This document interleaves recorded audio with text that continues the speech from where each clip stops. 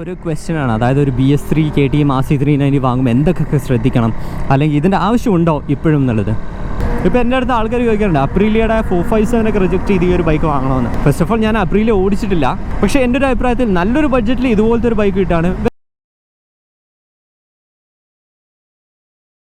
WhatsApp YouTube, എല്ലാവർക്കും പുതിയൊരു വീഡിയോയിലേക്ക് സ്വാഗതം. അപ്പം ഇന്ന് നമ്മുടെ കയ്യിലുള്ള നമ്മുടെ സ്വന്തം BS3 KTM RC390 ആണ്. അപ്പം ഇന്നൊരു ബ്രേക്ക്ഫാസ്റ്റ് റൈഡിന് ഇറങ്ങിയതാണ്.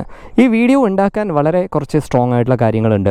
അതിൽ ആദ്യത്തെ കാരണം എന്ന് പറയുന്നത് ഇതിപ്പോൾ 2024 ആണ്. ഈ ഒരു കാലഘട്ടത്തിൽ ഈ ഒരു ബൈക്ക് എത്രത്തോളം റെലവൻ്റ് ആണ് എന്നൊരു ഡിസ്കഷൻ കൂടിയാണ് ഈ ഒരു വീഡിയോ. കാരണം പല ബൈക്കുകൾ ഇന്ത്യയിൽ വന്നിട്ടുണ്ട്. അതിലൊരിക്കലും മറക്കാൻ പറ്റാത്തൊരു ബൈക്കാണ് നമ്മുടെ BS3 KTM RC390. അപ്പം ഇന്ന് നിലവിലുള്ള എല്ലാ പുതിയ ബൈക്കുകളായിട്ട് കമ്പയർ ചെയ്യുന്ന ഒരു സമയത്ത് ഈ ഒരു വണ്ടി സെക്കൻഡ് ഹാൻഡ് എടുക്കുമ്പോഴുള്ള ഒരു അഡ്വാൻറ്റേജ് അല്ലെങ്കിൽ ഡിസഡ്വാൻറ്റേജ് എന്തൊക്കെയാണെന്ന് ഞാൻ പറഞ്ഞത്. അത് മാത്രമല്ല ഈ ഒരു വീഡിയോൻ്റെ അവസാനമാകുമ്പോഴത്തേക്കും ഒരു ചെറിയൊരു അനൗൺസ്മെൻറ്റ് പോലെ ഉണ്ട്. ഗിവ് അവേ ഒന്നുമല്ല, ഞാനൊരു അനൗൺസ്മെൻറ്റ് പോലെ ഒരു കാര്യം പറയുന്നുണ്ട്. അപ്പം നമുക്ക് വീഡിയോയിലേക്ക് കടക്കാം. And yes, it feels so good riding an RC390. Let's crank it up.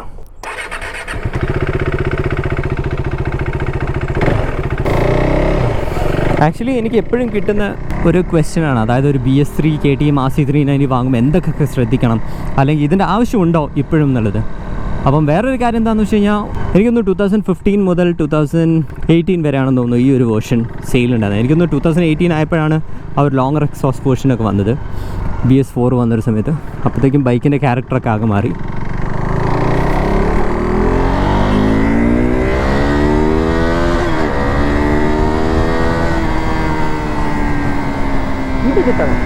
ഇത് കിട്ടുന്നുണ്ടായിരുന്നില്ല. അപ്പോൾ ഈ ഒരു ബൈക്കിനെ ഇപ്പോഴും നിലനിർത്തുന്ന കുറച്ച് സ്ട്രോങ് ഫാക്ടേഴ്സ് ഉണ്ട്. എന്തൊക്കെയാണെന്ന് നമുക്ക് നോക്കാം. ഫസ്റ്റ് ഓഫ് ഓൾ ഈ ബൈക്കിൻ്റെ എഞ്ചിൻ തന്നെയാണ്. ഈ ഒരു 373cc ഒരു സ്ട്രോങ് പോയിന്റ് എന്താണെന്ന് വെച്ച് കഴിഞ്ഞാൽ ഇതിൻ്റെ ആ ഒരു പവർ ബാൻഡാണ്. അതായത് ഇപ്പോഴത്തെ ബൈക്കുകൾ കമ്പയർ ചെയ്യുന്ന സമയത്ത് ഒരുപാട് ടോർക്ക് ഇല്ലെങ്കിൽ പോലും ഇതിൻ്റെ പവർ ബാൻഡ് എന്ന് പറയുന്നത് ഭയങ്കര കൂടുതലാണ്. ഈ ഒരു ബൈക്ക് ഇറങ്ങിയ സമയത്ത് ഈ ഒരു ബൈക്കിൻ്റെ ഏറ്റവും വലിയൊരു പേര് തന്നെ കാലൻ വണ്ടി എന്നാണ്. അതിൻ്റെ ഒരു പ്രശ്നം എന്താണെന്ന് വെച്ച് കഴിഞ്ഞാൽ ഈ ബൈക്ക് ഭയങ്കര പവർഫുൾ ആയിരുന്നു. അന്നത്തെ പല റൈഡേഴ്സിനും ഇത് മാനേജ് ചെയ്യാനുള്ള എബിലിറ്റീസ് ഉണ്ടായിരുന്നില്ല. അതായിരുന്നു ഏറ്റവും വലിയൊരു പ്രശ്നം. കാരണം എങ്ങനെ ബ്രേക്ക് ചെയ്യണം. പിന്നെ ഡ്യൂക്കിനെ കമ്പയർ ചെയ്യുന്ന ഒരു സമയത്ത് RC എന്ന് പറയുന്നത് എപ്പോഴും കുറച്ചുകൂടെ കമ്മിറ്റഡ് ആണ്. കുറച്ചല്ല, വളരെ കമ്മിറ്റഡ് ആയിട്ടുള്ളൊരു ബൈക്കാണിത്. അതായത് സ്പോർട്സ് ബൈക്സ് നോക്കുകയാണെങ്കിൽ എനിക്ക് തോന്നുന്നത് ഇത്രയും സ്പോർട്ടിനെസ് ഉള്ളത് പിന്നെ RR310 ഒക്കെ ആയിരുന്നു പിന്നീട് വന്ന ബൈക്കുകളൊക്കെ നോക്കുകയാണെങ്കിൽ. പക്ഷേ അതൊക്കെ കമ്പയർ ചെയ്യുമ്പോഴും the RC390 has A different fan base മാത്രമല്ല, ഈ RC390 has it's on space. ഇതിനെ ഒരിക്കലും റീപ്ലേസ് ചെയ്യാൻ പറ്റാത്ത കുറച്ച് കാര്യങ്ങളുണ്ട്. അതിൻ്റെ ഫസ്റ്റ് ഫാക്ടർ എന്ന് പറയുന്നത് ഇതിൻ്റെ എഞ്ചിൻ തന്നെയാണ്. നമുക്ക് ഇപ്പോൾ തന്നെയുള്ള പല എഞ്ചിനും എടുക്കാം. അതായത് ഈ കഴിഞ്ഞ പുതിയ ഡ്യൂക്ക് 390 ഞാൻ ഓടിക്കേണ്ടത്, അതായത് നമ്മുടെ 399cc വെച്ചിട്ടുള്ള ഡ്യൂക്ക് 390. ആ ഒരു ഡ്യൂക്ക് 390ൻ്റെ റിവ്യൂ ചെയ്തതിന് ശേഷം ഞാൻ തിരിച്ച് വന്നതിന് ശേഷം ഈ വണ്ടി ഒന്നുകൂടെ ഓടിക്കേണ്ട. എന്തിനാണെന്ന് വെച്ച് കഴിഞ്ഞാൽ I was not able to judge that bike properly. കാരണം അത് ഫാസ്റ്റർ ആയതുകൊണ്ടോ അത് സ്ലോവർ ആണോ എന്നൊന്നും അറിയുന്നില്ല. കാരണം CC കൂടി, അപ്പം KTM തന്നെ പറയുന്നത് ആ ബൈക്ക് ഫാസ്റ്റർ ആയെന്നാണ്. പക്ഷേ ഈ ബൈക്ക് ഓടിച്ചപ്പോൾ എനിക്ക് മനസ്സിലായി ഇപ്പോഴത്തെ കറണ്ട് ജനറേഷൻ 390 വെച്ച് നോക്കുകയാണെങ്കിൽ പോലും ദിസ് ഫീൽസ് ഫാസ്റ്റ്. ഇത് ഭയങ്കര കോമ്പറ്റേറ്റീവാണ്. ഞാൻ പറയുന്നത് ഒരുപാടങ്ങ് കയറി പോകുന്നൊന്നുമല്ല, പക്ഷേ ഇത് ഭയങ്കര കോമ്പറ്റേറ്റീവാണ്. അതിനുള്ളൊരു കാര്യം എന്താണെന്ന് വെച്ച് കഴിഞ്ഞാൽ ഈ ഒരു ബൈക്ക് ഓടിക്കുമ്പോൾ കിട്ടുന്ന ഒരു ഫീൽ ഉണ്ട്, അതായത് വൈബ്രേഷൻ എന്ന് തന്നെ പറയാം. അതായത് അങ്ങനെ ഷുഗർ കോട്ട് ചെയ്യേണ്ട ആവശ്യമൊന്നുമില്ല. ഈ ബൈക്കിൽ നിന്നും കിട്ടുന്ന ഒരു ഫീഡ്ബാക്ക് എന്ന് പറയുന്ന വേറെയാണ്. അതായത് പ്രോപ്പറായിട്ട് ഒരു സിംഗിൾ സിലിണ്ടർ ബൈക്ക് എങ്ങനെ വർക്ക് ചെയ്യുന്നുണ്ടോ അത് ആ കാലിൻ്റെ മുകളിലും സീറ്റിൻ്റെ മുകളിലും കൈയിൻ്റെ മുകളിലൊക്കെ നന്നായിട്ട് അറിയുന്നുണ്ട്. ഇതുപോലെ ഒരു ലൈവായിട്ടുള്ളൊരു ബൈക്ക് ഞാൻ വേറെ ഓടിച്ച് ചെയ്തതെന്ന് വെച്ച് കഴിഞ്ഞാൽ KTM തന്നെ 690 ഞാൻ ഓടിച്ചിട്ടുണ്ട്, ഒരു Enduro R. അതിൻ്റെ വീഡിയോ ഒക്കെ പെൻഡിങ് ആണ്, പക്ഷേ ഞാനത് ഈ അടുത്ത് തന്നെ ചെയ്യുന്നുണ്ട്. അതാണ് പിന്നെ ഞാൻ ഓടിച്ച ഒരു സിംഗിൾ സിലിണ്ടറിൽ ഭയങ്കര പവർഫുള്ളായിട്ടും ഭയങ്കര എൻഗേജിങ് ആയിട്ടും തോന്നിയിട്ടുള്ളൊരു ബൈക്ക്.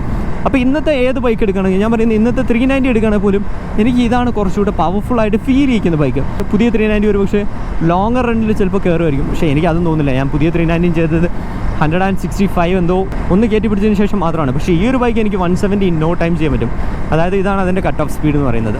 ഇനിയിപ്പോൾ RR310 ആയിട്ട് നോക്കിയാലോ, ഡോമിനാർ ആയിട്ട് നോക്കിയാലോ, ഏത് 300cc ആയി നോക്കിയാലോ, പവറിൻ്റെ കാര്യത്തിൽ ഈ ബൈക്ക് ഇപ്പോഴും സ്റ്റിൽ അൺബീറ്റബിൾ ആണെന്നാണ് ഞാൻ പറയുന്നത്. പക്ഷേ അതിൽ നിന്നും വേറെ പ്രശ്നങ്ങളുണ്ട്. കാരണം ഈ വണ്ടിയുടെ സെക്കൻഡ് ജനറേഷൻ ഇറങ്ങിയപ്പോഴും തേർഡ് ജനറേഷൻ ഇറങ്ങിയപ്പോഴൊക്കെ KTM ശ്രദ്ധിച്ച കുറച്ച് കാര്യങ്ങളുണ്ട്. കാരണം ഇതിൻ്റെ ഷാസി, ഇതിൻ്റെ ബ്രേക്കിംഗ്, ഇതിൻ്റെ വീൽസ്, അങ്ങനത്തെ പല പ്രശ്നങ്ങളും ഉണ്ടായിരുന്നു. ഈ ഒരു ബൈക്കിൻ്റെ മേജർ പ്രശ്നം എനിക്ക് ഫീൽ ചെയ്തതെന്ന് വെച്ച് കഴിഞ്ഞാൽ ഇതിൻ്റെ ബ്രേക്കിംഗ് അത്രത്തോളം നല്ലതായിരുന്നില്ല. ഇതിൻ്റെ ബ്രേക്കിംഗ് പെട്ടെന്ന് ഫെയ്ഡും. അത് നമുക്ക് ട്രാക്കിൽ ഓടിക്കുമ്പോൾ കുറച്ചുകൂടെ എളുപ്പമായിട്ട് നമുക്കത് ജഡ്ജ് ചെയ്യാൻ പറ്റുന്നത്. വളരെ പെട്ടെന്ന് ഇതിൻ്റെ ബ്രേക്ക് ഫെയ്ഡ് ആയി പോകുന്ന പോലെ നമുക്ക് തോന്നാറുണ്ട്. പിന്നെ അത് മാത്രമല്ല, ഈവൻ ട്രാക്കിൽ ഞാൻ കൂടുതൽ ഓടിച്ചു തുടങ്ങിയപ്പോഴാണ് മനസ്സിലായത് ബൈക്കിൻ്റെ ഷാസി എന്ന് പറയുന്നത് അത്രത്തോളം അഡ്ജസ്റ്റബിൾ അല്ല. ഈവൻ ദോ വണ്ടി കുറച്ചുകൂടെ ഫ്ലിക്കബിൾ ആണ്, നിമ്പിൾ ആണെന്നൊക്കെ ഉണ്ടെങ്കിൽ പോലും ഷാസി മെയിൻറ്റെയിൻ ചെയ്യാൻ നമുക്ക് നല്ല എഫേർട്ട് ഇടണം, റൈഡ് ചെയ്യാൻ നല്ല എഫേർട്ട് ഇടണം. അതായത് കോർ സ്ട്രെങ്ത് ഉണ്ടെങ്കിൽ മാത്രമാണ് നമുക്ക് ഈ വണ്ടി കുറച്ചുകൂടെ എൻജോയബിൾ ആയിട്ട് ഓടിക്കാൻ പറ്റുക. ശരിക്കും പറഞ്ഞാൽ ഈ ഒരു ബൈക്ക് നമ്മൾ ആദ്യം യൂസ് ചെയ്തിരുന്നത്, അതായത് ഈ ഒരു ബൈക്കിൻ്റെ ഫസ്റ്റ് ഓണറിൻ്റെ കയ്യിൽ നിന്ന് തന്നെ ഞാൻ യൂസ് ചെയ്തിട്ടുണ്ടായിരുന്നു. ആ ഒരു സമയത്ത് തന്നെ ഈ ബൈക്ക് ഞങ്ങൾ ടൂറിങ്ങിനൊക്കെ കൊണ്ടുപോയിട്ടുണ്ടായിരുന്നു. അന്നൊക്കെ ഓടിക്കുന്ന സമയത്ത് ഫീൽ ചെയ്താണ്, അതായത് ഇതുപോലൊരു ബൈക്ക് ടൂറിംഗ് എന്നൊക്കെ പറഞ്ഞു കഴിഞ്ഞാൽ കുറച്ച് ബുദ്ധിമുട്ടാണ്. അതായത് 1500 കിലോമീറ്റേഴ്സ് 2000 കിലോമീറ്റേഴ്സ് ഓടുമ്പോഴത്തേക്കും നടു ഒരു പരുവാവും. പക്ഷേ finally end of the day ഇത് ഓടിച്ചിട്ട് കിട്ടുന്നൊരു സാറ്റിസ്ഫാക്ഷൻ ഉണ്ട്, അത് വേറെയാണ്. പക്ഷേ നടുവിന് കിട്ടുന്ന സാറ്റിസ്ഫാക്ഷൻ വേറെയാണ്. അതുവരെ അയഡക്സും വെച്ചിട്ട് വേണം ശരിയാക്കി എടുക്കാൻ. അപ്പം നടു ഹാപ്പി ആയില്ലെങ്കിലും നമ്മുടെ മനസ്സ് ഭയങ്കര ഹാപ്പി ആയിരുന്നു ഈ ഒരു വണ്ടി ഓടിക്കാൻ. അപ്പോൾ ഇപ്പോഴും ഞാൻ പറയുന്നത് ഈ ഒരു വണ്ടിയുടെ എഞ്ചിൻ അൺബീറ്റബിൾ ആണ്. But when it comes to technology ഈ ഒരു ബൈക്ക് പഴയതായിട്ടുണ്ട്. കാരണം എന്താണെന്ന് വെച്ച് കഴിഞ്ഞാൽ ബാക്കി എല്ലാ ബൈക്കുകളും ഷാസിൻ്റെ മുകളിൽ കോൺസെൻട്രേറ്റ് ചെയ്തു. ഇപ്പോൾ ഇതിൻ്റെ തന്നെ പുതിയ വേരിയൻറ്റ് ഷാസിൻ്റെ മുകളിൽ കോൺസെൻട്രേറ്റ് ചെയ്തു, കുറച്ചുകൂടെ ലൈറ്റർ ആക്കാൻ നോക്കിയിട്ടുണ്ട്. പിന്നെ അത് മാത്രമല്ല, ഇത് കുറച്ച് അൺഫോർഗിവിങ് ബൈക്കാണ്. അതായത് എന്തെങ്കിലും ഒരു സിനാരിയോയിൽ നമുക്ക് ബൈക്ക് കയ്യിൽ നിന്നൊന്നുമില്ല, പെട്ടെന്ന് ഇത് വേണമെങ്കിൽ സ്റ്റോപ്പ് ചെയ്യടിക്കും. അതായത് വണ്ടി ടോപ്പിൽ ചെയ്ത് പോകാനുള്ള സാധ്യതകളൊക്കെ ഭയങ്കര കൂടുതലാണ്. പിന്നെ ഞാൻ പറഞ്ഞ പോലെ തന്നെ പുതിയ വണ്ടികളുടെ ബ്രേക്കിംഗ് ഇമ്പ്രൂവ് ആയി. അപ്പോൾ പുതിയ ഡ്യൂക്ക് നോക്കുകയാണെങ്കിലോ RR310 നോക്കുകയാണെങ്കിലോ ഡോമിനാർ നോക്കുകയാണെങ്കിലോ അതിൻ്റെയൊക്കെ ബ്രേക്കിംഗ് നല്ലതാണ്. പിന്നെ കംഫർട്ട് നോക്കിക്കഴിഞ്ഞാൽ ഈ ഒരു ബൈക്കിന് ഒട്ടും കംഫർട്ട് ഇല്ല എന്ന് തന്നെ പറയണം. അതായത് ഓടിക്കുന്ന ആളുടെ മനസ്സിന് കിട്ടുന്ന കംഫർട്ട് അല്ലാണ്ട് ഇതിൽ നിന്നും ഓടിക്കുമ്പോൾ ശരീരഭാഗങ്ങൾക്കൊന്നും അത്രത്തോളം കംഫർട്ട് കിട്ടുന്നില്ല. പക്ഷേ ആ മനസ്സിൻ്റെ കംഫർട്ട് എന്ന് പറയുന്നത് ശരീരത്തിന് ഹീൽ ചെയ്യും, അതാണ് വേറെ കാര്യം. ഇനി ടെക്നോളജി നോക്കുകയാണെങ്കിൽ ഇതിനകത്ത് ആ കൂടെ വന്നിട്ടുള്ളത് ABS ആണ്, വേറെ ഒന്നും തന്നെ ഇല്ല. ട്രാക്ഷൻ കൺട്രോൾ ഇല്ല, അങ്ങനത്തെ ഒരു കാര്യങ്ങളും ഇല്ല. അപ്പം ഈ ഒരു വണ്ടിക്കൊക്കെ ആയിരുന്നു ആക്ച്വലി ട്രാക്ഷൻ കൺട്രോളും കുറച്ചുകൂടെ പവർ മോഡ്സ് കൊടുക്കണം. പക്ഷേ പവർ മോഡ്സ് ഞാൻ ഇപ്പോഴും വേണമെന്ന് പറയുന്നില്ല. കാരണം ഈ ഒരു വണ്ടി ഓടിക്കുന്ന ഒരു സമയത്ത് ഇതങ്ങനെ ഒരു യുണീക്ക് പീസായിട്ട് നിൽക്കാനുള്ള ഒരു കാരണം എന്ന് പറയുന്നത് ഇതിൻ്റെ ഫുൾ പവർ മോഡ് തന്നെയാണ്. പക്ഷേ ട്രാക്ഷൻ കൺട്രോൾ ഇല്ല, പിന്നെ വേറെ ഒരു രീതിയിലുള്ള ഇലക്ട്രോണിക്സും ഇല്ല എക്സെപ്റ്റ് ABS തന്നെ നോർമൽ ABS ആണ്, കോൺട്രിങ് ABS വരുന്നില്ല. പക്ഷേ പുതിയ ബൈക്കുകൾ നോക്കുകയാണെങ്കിൽ ട്രാക്ഷൻ കൺട്രോൾ, റൈഡിംഗ് മോഡ്സ്, അങ്ങനെ ഒരുപാട് ഫീച്ചേഴ്സ് ആയിട്ടാണ് വരുന്നത്. അങ്ങനെ നോക്കുന്ന സമയത്ത് ഫീച്ചറിനകത്തും ഭയങ്കര കുറവാണ്. പിന്നെ ഈ ഒരു ബൈക്ക് ഇപ്പോൾ മൊത്തത്തിൽ നോക്കിക്കഴിഞ്ഞാൽ ആക്ച്വലി നല്ല പ്രൈസ് റേഞ്ചിലാണ് വരുന്നത്. ഒരു നല്ലൊരു വെൽ മെയിൻറ്റെയിൻഡ് ബൈക്ക് നോക്കിക്കഴിഞ്ഞാൽ ഒരു 1.2 to 1.5 ലാഖിലൊക്കെ നല്ലൊരു ബൈക്ക് കിട്ടുന്നുണ്ട്. വളരെ നല്ലൊരു ബൈക്ക് ആയിട്ട് തന്നെയാണ് ഞാൻ പറയുന്നത്. പിന്നെ വെൽ മെയിൻറ്റെയിൻഡ് ബൈക്ക്, അതൊരു വലിയൊരു കാര്യമാണ് ഈ ഒരു ബൈക്ക് നമ്മൾ റീസെയിലിന് വാങ്ങുന്നൊരു സമയത്ത്. കാരണം ഒരുപാട് പേര് ഇത് അബ്യൂസ് ചെയ്തിട്ടുണ്ട്. പിന്നെ ഒരുപാട് കൈമറിഞ്ഞ ബൈക്കാണ് ഈ ഒരു ബൈക്കിൻ്റെ പ്രശ്നം എന്ന് വെച്ച് കഴിഞ്ഞാൽ ഇത് സെക്കൻഡ് ഹാൻഡ് വാങ്ങുന്നൊരു സമയത്ത് പലരും വിചാരിക്കുന്നത് നമുക്കിത് ഓടിക്കാൻ പറ്റുന്നൊക്കെ പറഞ്ഞ് വാങ്ങിക്കും. പക്ഷേ eventually what happen is that വാങ്ങിച്ചതിന് ശേഷമാണ് അവർക്ക് മനസ്സിലാവുന്നത്, അയ്യോ ഇത് ഓടിച്ചിട്ട് ശരിയാവുന്നില്ല, നടുവും വേനെടുക്കുന്നു, കഴുത്തും വേനെടുക്കുന്നു, ഇതെന്ത് ബൈക്ക് എന്ന് വിചാരിക്കും. ഇരിക്കാനും പറ്റുന്നില്ല, ഇറങ്ങാനും പറ്റുന്നില്ല, എന്തൊരു വണ്ടി ഇത് മാറ്റണം. അപ്പോഴാണ് ആൾക്കാർ കഴുത്തുവേദന മാറ്റാൻ വേണ്ടി ഹെൽമെറ്റ് റിമൂവ് ചെയ്യും, നടുവേദന മാറ്റാൻ വേണ്ടി പിന്നെ ഒന്നും ചെയ്യാൻ പറ്റില്ല, അങ്ങനെയൊക്കെ ഇറങ്ങി വീണ്ടും കുറേ അപകടങ്ങൾ പറ്റുന്നു. അങ്ങനെ കുറേ ആൾക്കാർ സെല് ചെയ്തവരുണ്ട്. അപ്പം മെയിൻറ്റെയിൻഡ് ബൈക്ക് കിട്ടാൻ ഭയങ്കര ബുദ്ധിമുട്ടാണ്. ഈ ബൈക്കിൻ്റെ ഏറ്റവും വലിയൊരു ഇഷ്യൂ എന്ന് പറയുന്നത് എന്താണെന്ന് വെച്ച് കഴിഞ്ഞാൽ ഈ ഒരു ബൈക്കിൻ്റെ കൂളൻറ്റും എഞ്ചിൻ ഓയിലും മിക്സ് ആവുന്ന ഒരു പ്രോബ്ലമാണ്. അത് ഒരു തവണയോ 2 തവണ ആവുന്നതുകൊണ്ട് കുഴപ്പമൊന്നുമില്ല, അത് എപ്പോൾ ഐഡൻറ്റിഫൈ ചെയ്യുന്നു എന്നുള്ളതാണ്. കംപ്ലീറ്റ്ലി എഞ്ചിൻ ഔട്ടായിട്ട് പിസ്റ്റൺ പിടിച്ചിരിക്കുമ്പോഴേക്കാണ് നമ്മൾ അറിയുന്നതെന്നുണ്ടെങ്കിൽ എഞ്ചിൻ്റെ കഥ കഴിഞ്ഞു എന്നാണ് അർത്ഥം. അപ്പോൾ അതും ഒരു ഫാക്ടറാണ്, അതായത് എഞ്ചിൻ ലൈഫ്. പിന്നെ അത് മാത്രമല്ല, ആൾക്കാർ ഈ ഒരു വണ്ടി ഓടിച്ചിട്ട് ഇതിനെ ആവശ്യത്തിന് പവർ ഉണ്ട്, പിന്നെ ആൾക്കാർ ചോദിക്കും ഇതിൽ കുറച്ചുകൂടെ പവർ നമുക്ക് കൊടുക്കാം, ചിലപ്പോൾ പവർ കൂട്ടിയാൽ ഞാൻ കുറച്ചുകൂടെ കംഫർട്ടബിൾ ആയിട്ട് ഓടിക്കുമെന്ന് വിചാരിച്ചു ഇതിൻ്റെ മുകളിൽ ഏതൊക്കെയോ ചാത്താൻ എക്സോസ്റ്റും പിന്നെ ഏതൊക്കെയോ ട്യൂണിംഗ് ഒക്കെ ഇടാറുണ്ട്. ട്യൂണിംഗ് നല്ലതാണ്, അതിൽ എനിക്ക് തെറ്റൊന്നുമില്ല, കാരണം നല്ല ട്യൂണിംഗ് തന്നെ ചെയ്യേണ്ടത്. പക്ഷേ പ്രോപ്പറായിട്ട് ഒരു ബ്രാൻഡിൻ്റെ എക്സോസ്റ്റ് അല്ലാതെ, അതായത് ബാക്ക് പ്രഷർ മെഷർ ചെയ്യാത്ത ഒരു എക്സോസ്റ്റ് ഇട്ടതിന് ശേഷം ഏതോ ഒരു ട്യൂണിംഗ് ഇട്ടതിന് ശേഷമൊക്കെ വണ്ടി ഓടിച്ചു കഴിഞ്ഞാൽ വണ്ടി അത്യാവശ്യം നശിച്ചു പോകും. അപ്പോൾ ഒരുപാട് സെക്കൻഡ് ഹാൻഡ് മാർക്കറ്റിൽ ഒരുപാട് മോശം ബൈക്കുകളുണ്ട്, നല്ല ബൈക്കുകളുണ്ട്. പക്ഷേ നല്ല ബൈക്കുകൾ കാണുകയാണെങ്കിൽ നമുക്ക് അപ്പം അറിയാൻ പറ്റും, കാരണം വൈബ്രേഷൻസ് വളരെ കുറവായിരിക്കും, സ്മൂത്തറായിരിക്കും, പിന്നെ പവർ നന്നായിട്ട് കിട്ടും. ഒന്ന് ഓപ്പൺ ചെയ്യുന്ന സമയത്ത് നമുക്ക് അറിയാൻ പറ്റും.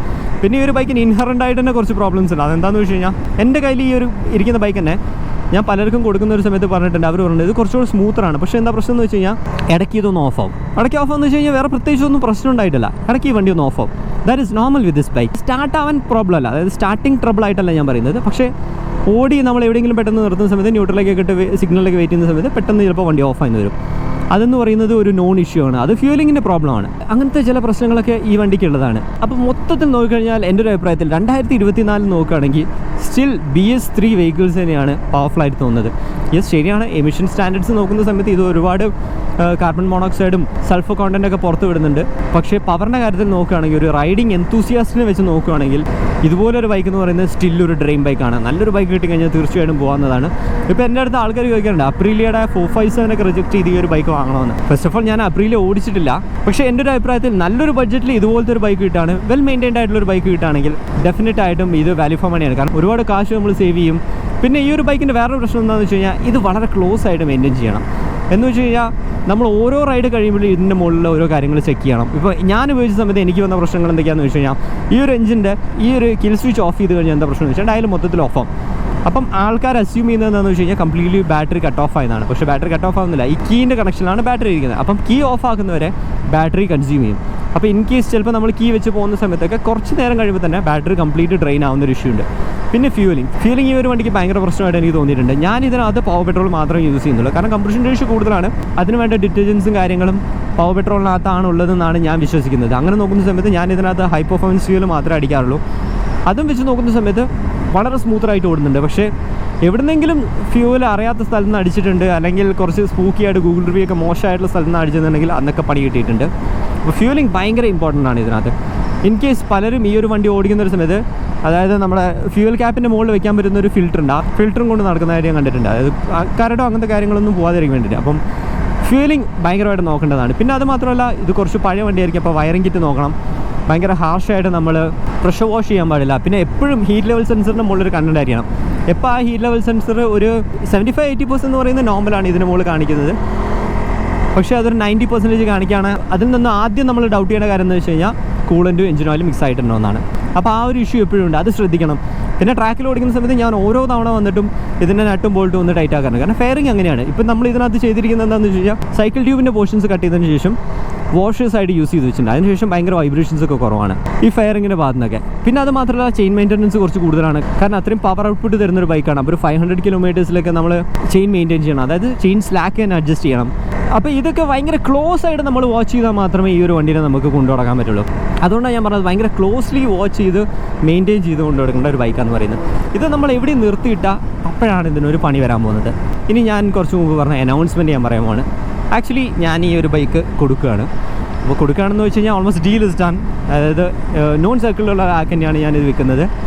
അത് വിൽക്കാനും കുറച്ച് കാര്യങ്ങളുണ്ട്, വിൽക്കാൻ മനസ്സും വരുന്നില്ല. അങ്ങനത്തെ ഒരു കാലഘട്ടത്തിലായിരുന്നു. കഴിഞ്ഞ 6 മാസമായിട്ട് ഞാൻ വേണോ വേണ്ടേ എന്ന് ചിന്തിക്കുന്നൊരു കാര്യമായിരുന്നത്.